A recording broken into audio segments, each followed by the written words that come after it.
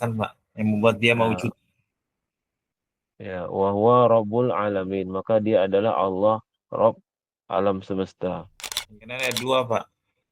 Yang pertama, makhluk itu menciptakan dirinya sendiri dan Ya, menciptakan lingkungannya, maksudnya bumi dan langit ini. Atau yang kedua adalah kemungkinannya itu terjadi tiba-tiba. tiba-tiba. Karena ini nggak mungkin dua-duanya, Pak. Ya, Ya. ini nggak mungkin dua-duanya ini tidak masuk sesuai dengan akal yang Allah fitrahkan kepada diri kita. Nggak akan masuk, Pak. Ya. Kalau misalnya pola seperti ini, pola bahwasannya eh, bumi ini ada tiba-tiba, kita diciptakan tiba-tiba tanpa ada konsep, tanpa ada yang menciptakan, tanpa ada aturan, ya, maka coba terapkan juga kepada hal-hal duniawi juga. Karena ini berkaitan pola ini. Tadi kita katakan perusahaan atau sekolah atau bahkan komputer gitu, Pak. Itu biasanya ada aturan, Pak. Kita beli barang itu ada aturannya.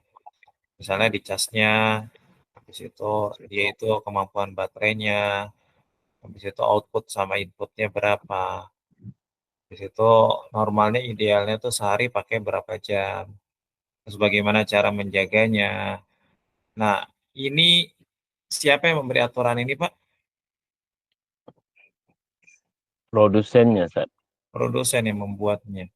Ya pasti ketika ada semua itu ada produsennya.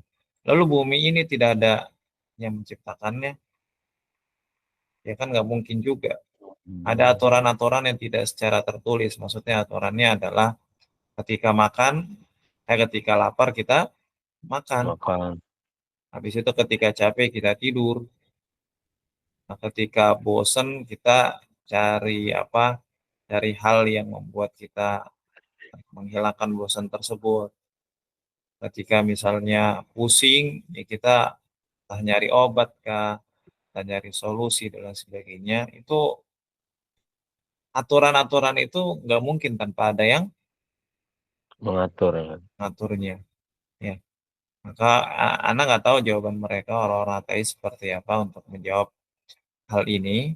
Cuman yang simpel sih seperti ini, Pak. Yang sangat simpel, sederhana seperti seperti ini.